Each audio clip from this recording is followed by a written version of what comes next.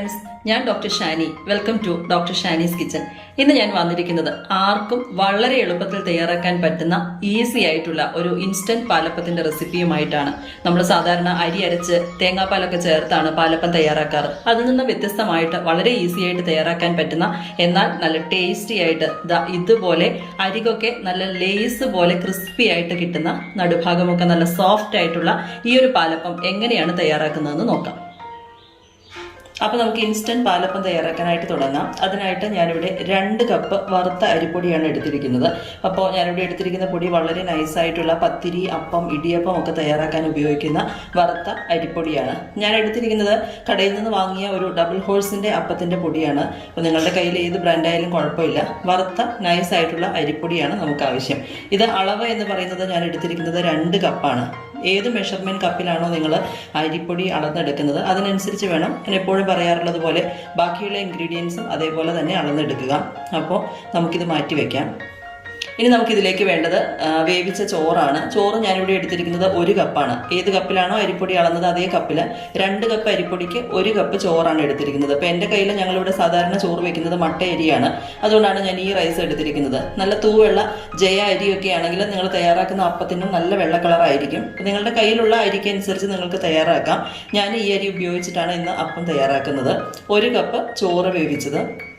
പാലപ്പം എന്ന് പറയുമ്പോൾ ഒരല്പം മധുരമുള്ള ഒരപ്പമാണ്. അതുകൊണ്ട് തന്നെ ഞാനിതിലേക്ക് 1 മുതൽ 2 ടേബിൾ സ്പൂൺ വരെ പഞ്ചസാര ചേർക്കുന്നുണ്ട്.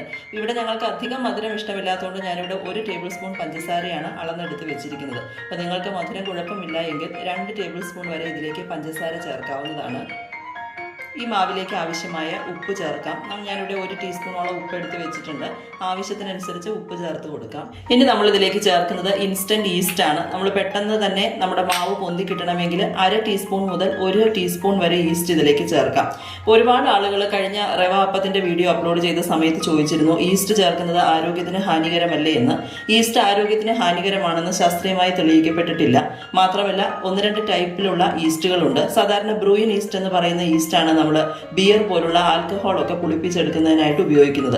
അത്തരത്തിലുള്ള ഈസ്റ്റ് നമ്മുടെ ശരീരത്തിന് കുറച്ച് ഹാനികരമാണ്. അതേസമയം നമ്മൾ നോർമലി ഉപയോഗിക്കുന്ന ഇൻസ്റ്റന്റ് ഈസ്റ്റ് അല്ലെങ്കിൽ ഈ ഒരു ഉണ്ടമണികളോട് കൂടിയ ഡ്രൈ ഈസ്റ്റുകളൊന്നും നമുക്ക് ശരീരത്തിന് ഒരുപാട് ദൂഷ്യഫലങ്ങൾ ഉണ്ടാക്കുന്നു എന്ന് ശാസ്ത്രീയമായിട്ട് തെളിവുകളില്ല. പക്ഷെ ഒരുപാട് ആളുകൾക്ക് ഉള്ള ഒരു തെറ്റിദ്ധാരണയാണ് ഈസ്റ്റ് കഴിക്കുന്നത് ശരീരത്തിന് ദോഷമാണ് എന്ന്. നമ്മൾ ഈസ്റ്റ് എടുക്കുന്നത് വളരെ കുറഞ്ഞ അളവിലാണ്. 1/2 ടീസ്പൂൺ അല്ലെങ്കിൽ 1 ടീസ്പൂൺ ആണ് എടുക്കുന്നത്. ഇൻസ്റ്റന്റ് ആയിട്ട് തയ്യാറാക്കുന്ന റെസിപ്പികളിൽ എപ്പോഴും നമ്മൾ 1 ടീസ്പൂണോളം ഈസ്റ്റ് ചേർത്താൽ മാത്രമാണ് നമ്മുടെ മാവ് നന്നായിട്ട് പൊങ്ങി കിട്ടുകയുള്ളൂ. അപ്പോൾ എപ്പോഴും നമ്മൾ ഇൻസ്റ്റന്റ് റെസിപ്പീസ് എന്ന് പറഞ്ഞു കഴിഞ്ഞാൽ നമ്മൾ അരി വെള്ളത്തിലിടാൻ കുതിർക്കാൻ മറന്നുപോയാൽ അല്ലെങ്കിൽ പെട്ടെന്ന് ഒരു ഗസ്റ്റ് വരുന്ന സമയത്തൊക്കെ പെട്ടെന്ന് തയ്യാറാക്കാൻ വേണ്ടിയിട്ടാണ് ഇൻസ്റ്റന്റ് റെസിപ്പീസ് തയ്യാറാക്കുന്നത്. ആ ഒരു സമയത്ത് നമുക്ക് കുറഞ്ഞ സമയം അല്ലെങ്കിൽ 1 മണിക്കൂറിനുള്ളിൽ 1.5 മണിക്കൂറിനുള്ളിലൊക്കെ ഈ മാവ് പൊന്തി കിട്ടണമെങ്കിൽ നമ്മൾ ഈസ്റ്റ് കൂടുതൽ ചേർക്കുക തന്നെ വേണം. ഇനി നിങ്ങൾക്ക് സമയമുണ്ടെങ്കിൽ ഈ സെയിം റെസിപ്പി നമുക്ക് 1/2 ടീസ്പൂണിൽ താഴെ ഈസ്റ്റ് ഉപയോഗിച്ച് തയ്യാറാക്കാം. പക്ഷെ നിങ്ങൾ രാത്രി കിടക്കുന്നതിന് മുമ്പ് അരിപ്പൊടിയും ഈ മിക്സും എല്ലാം കൂടെ മിക്സിയിൽ അരച്ച് മാവ് തയ്യാറാക്കി വെക്കുക.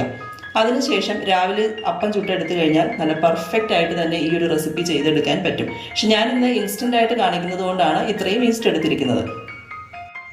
ഇനി ഞാനിതിലേക്ക് എടുത്തിരിക്കുന്നത് ഒരു 3 ടേബിൾ സ്പൂൺ തേങ്ങ ചിരക്കിയതാണ്. ഇത് തികച്ചും ഓപ്ഷണലാണ്. പാലപ്പം എന്ന് പറയുമ്പോൾ നിങ്ങൾക്കെല്ലാം അറിയാം, നമ്മൾ ഒതന്റിക് ആയിട്ടുള്ള രീതിയിൽ പാലപ്പം തയ്യാറാക്കുന്ന സമയത്ത് തേങ്ങാപ്പാലിലാണ് ഈ ഒരു അരിയൊക്കെ അരച്ചെടുക്കാറുള്ളത്. അങ്ങനെ തയ്യാറാക്കുന്ന അപ്പത്തിന് നല്ല ടേസ്റ്റാണ്. പക്ഷെ പെട്ടെന്ന് തയ്യാറാക്കുമ്പോൾ ചിലപ്പോൾ നമ്മുടെ കയ്യിൽ തേങ്ങയൊന്നും ഇല്ലെങ്കിൽ പോലും നമുക്ക് ഈ രീതിയിൽ തയ്യാറാക്കാൻ പറ്റും. ഞാൻ ഇന്നിവിടെ തേങ്ങ ചേർക്കുന്നുണ്ട്. ഒരു 3 ടേബിൾ സ്പൂൺ തേങ്ങ ചിരകിയതാണ് ചേർക്കുന്നത്. അപ്പം നിങ്ങളുടെ കയ്യിൽ തേങ്ങ ഇല്ലെങ്കിലും തീർച്ചയായിട്ടും ഈ റെസിപ്പി നന്നായി തന്നെ നിങ്ങൾക്ക് കിട്ടും. ടേസ്റ്റിനും വലിയ വ്യത്യാസങ്ങളൊന്നും ഇല്ലാതെ തന്നെ കിട്ടും. നമ്മളൊരല്പം മധുരം ചേർത്തിരിക്കുന്നത് കൊണ്ട് ആ ഒരു തേങ്ങാപ്പാലിൻ്റെ ഒരു ടേസ്റ്റിലേക്ക് വരും നമുക്ക്. അപ്പോൾ നിങ്ങളുടെ കയ്യിൽ തേങ്ങ ഉണ്ടെങ്കിൽ തീർച്ചയായിട്ടും നിങ്ങൾ ഒരു 3 ടേബിൾ സ്പൂൺ തേങ്ങ ചേർത്ത് കൊടുക്കുക. അപ്പോൾ കുറച്ചുകൂടി നമ്മുടെ അപ്പം നല്ല ടേസ്റ്റി ആയിട്ട് കിട്ടും. ഇപ്പോൾ നിങ്ങൾ സാധാരണ അരി അരയ്ക്കുന്ന മിക്സിയുടെ ജാറിലേക്ക് നമ്മൾ എടുത്തു വെച്ചിരിക്കുന്ന ഇൻഗ്രീഡിയൻസ് ഓരോന്നായിട്ട് ഇട്ട് കൊടുക്കാം. ഇപ്പോൾ നമ്മൾ അരിപ്പൊടി ഇട്ട് കൊടുക്കുന്ന സമയത്ത് വലിയ ജാറാണെങ്കിൽ മൊത്തത്തിൽ ഇട്ട് കൊടുക്കാം, അല്ലെങ്കിൽ ഇത് 1-2 ട്രിപ്പായിട്ട് നിങ്ങൾക്ക് അരച്ചെടുക്കാം. അപ്പോൾ ആദ്യം തന്നെ പകുതി അരിപ്പൊടിയും ചോറും തേങ്ങയും ഇട്ട് ഉപ്പും പഞ്ചസാരയും ഈസ്റ്റും എല്ലാം ചേർത്ത് നന്നായിട്ട് അരച്ചെടുക്കുക.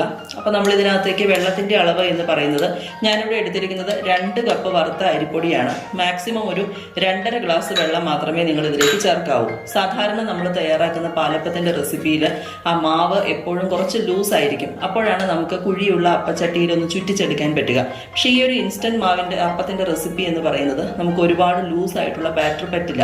അങ്ങനെ വന്നു കഴിഞ്ഞാൽ നമുക്ക് നല്ല പെർഫെക്റ്റ് ആയിട്ട് ഈ അപ്പം തയ്യാറാക്കാൻ പറ്റില്ല. അപ്പോൾ മാവ് അരച്ചെടുക്കുന്നതിന് വേണ്ടി ഞാനിതിലേക്ക് 1.5 ഗ്ലാസ് വെള്ളമാണ് ഇപ്പോൾ ഇതിലേക്ക് ചേർത്തത്. ആ വെള്ളത്തിന് ചെറിയ ചൂടുണ്ടായിരുന്നു. ഇളം ചൂട് മാത്രമേ പാടുള്ളൂ. ഒരുപാട് ചൂടായി കഴിഞ്ഞ് കഴിഞ്ഞാൽ മാവ് ശരിയാകാതെ വരും. അപ്പോൾ ഇളം ചൂടുവെള്ളം ഞാനിതിലേക്ക് ചേർത്ത് കൊടുത്തിട്ടുണ്ട്. ഇനി നമുക്കിതിലേക്ക് ആവശ്യത്തിന് ഈസ്റ്റ് കൂടി ചേർത്ത് കൊടുക്കാം. നമ്മൾ ഇതെല്ലാം കൂടെ ആദ്യത്തെ ട്രിപ്പ് ഇനി ഇതിലേക്ക് 1 കപ്പ് അരിപ്പൊടി കൂടി ബാക്കിയുണ്ട്. ബാക്കിയുള്ള എല്ലാ ഇൻഗ്രീഡിയൻസും ഞാനിതിലേക്ക് ചേർത്തു. നമുക്ക് ഫസ്റ്റ് ട്രിപ്പ് നന്നായിട്ട് നല്ല ഫൈൻ പേസ്റ്റായിട്ട് വേണം അരച്ചെടുക്കാൻ ഒട്ടും ബുദ്ധിമുട്ടുണ്ടാവില്ല. കാരണം നമ്മൾ ഓൾറെഡി ഇതിനകത്ത് അരിപ്പൊടിയാണല്ലോ എടുത്തിരിക്കുന്നത്. അതുകൊണ്ട് തന്നെ നല്ല ഫൈനായിട്ട് നമുക്ക് അരച്ചെടുക്കാൻ പറ്റും. ഇപ്പോൾ ഞാനിവിടെ മിക്സിയുടെ ജാറിൽ മുഴുവൻ മാവും ഇതുപോലെ അരച്ചെടുത്തിട്ടുണ്ട്. ഈ ഒരു കൺസിസ്റ്റൻസിയിലാണ് ഞാൻ അരച്ചെടുത്തിരിക്കുന്നത്. കറക്റ്റ് ഞാനിവിടെ എടുത്തിരിക്കുന്നത് 2.5 ഗ്ലാസ് വെള്ളമായിരുന്നു. അപ്പോൾ നിങ്ങൾ എടുക്കുന്ന അരിപ്പൊടിക്ക് അനുസരിച്ചും ചോറിനനുസരിച്ചൊക്കെ കുറച്ച് വ്യത്യാസങ്ങളുണ്ടാകും. നിങ്ങൾ 2.5 ഗ്ലാസോളം വെള്ളം ഒഴിച്ചിട്ട് പിന്നെ കൂടുതൽ ആവശ്യമുണ്ടെന്ന് തോന്നുകയാണെങ്കിൽ ടേബിൾ സ്പൂണിന് 1-2 സ്പൂൺ കണക്കാക്കി ഒഴിക്കുക. പെട്ടെന്ന് വെള്ളം കൂടി കഴിഞ്ഞ് കഴിഞ്ഞാൽ പിന്നെ നമുക്ക് ബാറ്റർ ശരിക്കും കിട്ടില്ല. അപ്പോൾ ഈ ഒരു പാകത്തിനാണ് ഞാനിവിടെ എടുത്തിരിക്കുന്നത്. അപ്പോൾ ഞാനിവിടെ ഇത് റെസ്റ്റ് ചെയ്യാനായിട്ട് വെക്കുന്നത് ഒരു 1.5 മുതൽ 2 മണിക്കൂർ വരെയാണ്. അപ്പോൾ നിങ്ങൾ ഈസ്റ്റ് 1 ടീസ്പൂൺ ഈസ്റ്റാണ് ഇതിലേക്ക് ചേർക്കുന്നതെങ്കിൽ ഏകദേശം 1.5 മണിക്കൂർ കൊണ്ട് തന്നെ നിങ്ങൾക്കിത് നന്നായിട്ട് പൊന്തി വരും. ഈസ്റ്റിൻ്റെ അളവ് കുറവാണെങ്കിൽ അതിനനുസരിച്ച് കൂടുതൽ സമയം മാവ് പൊങ്ങാനായിട്ട് വെക്കുക. ഇനി ഞാൻ ഒരല്പം വെള്ളം തിളപ്പിച്ചിട്ട് അതിൻ്റെ മുകളിൽ ചെറു ചൂടുവെള്ളത്തിൻ്റെ മുകളിലേക്കാണ് ഇത് വെക്കുന്നത്. അല്ലെങ്കിൽ നിങ്ങളുടെ ഓവനിൽ നിങ്ങൾ ലൈറ്റ് ഓണാക്കിയതിന് ശേഷം അതിൻ്റെ ഉള്ളിൽ വെച്ചാലും മതി. നമുക്ക് എപ്പോഴും നമ്മൾ മാവ് വെക്കുന്ന സമയത്ത് കുറച്ചൊരു വാം ആയിട്ടുള്ള ഏരിയയിൽ വേണം വെക്കാൻ. അങ്ങനെ വെച്ചാൽ മാത്രമാണ് നമ്മുടെ മാവ് പെട്ടെന്ന് നന്നായിട്ട് പൊന്തി കിട്ടുകയുള്ളൂ. പ്രത്യേകിച്ച് തണുപ്പുള്ള സ്ഥലങ്ങളിലൊക്കെ താമസിക്കുന്ന ആളുകൾക്ക്. ഇപ്പോൾ ഇവിടെ വയനാട്ടിലൊക്കെ അത്യാവശ്യം നല്ല തണുപ്പാണ് ഇപ്പോൾ. അതുകൊണ്ടാണ് ഞാൻ ഇതിന് ചൂടുവെള്ളത്തിൻ്റെ മുകളിലേക്ക് മാവ് മാറ്റി വെക്കാൻ പോകുന്നത്. അപ്പോൾ മാവിനി നന്നായിട്ട് പൊന്തിയതിന് ശേഷം കാണിക്കാം. ഞാനിവിടെ മാവ് പൊങ്ങാനായിട്ട് വെച്ചിട്ട് 1.5 മണിക്കൂർ കഴിഞ്ഞിട്ടുണ്ട്. ഇപ്പോൾ ദാ നോക്കിക്കേ, നമ്മുടെ മാവ് നന്നായിട്ട് പൊങ്ങി വന്നിട്ടുണ്ട്. ഈ ഒരു പരുവത്തിന് നമുക്ക് കിട്ടും. അപ്പോൾ നമുക്ക് പതിയെ ഒരു തവി ഉപയോഗിച്ചൊന്ന് ഇളക്കി കൊടുക്കാം.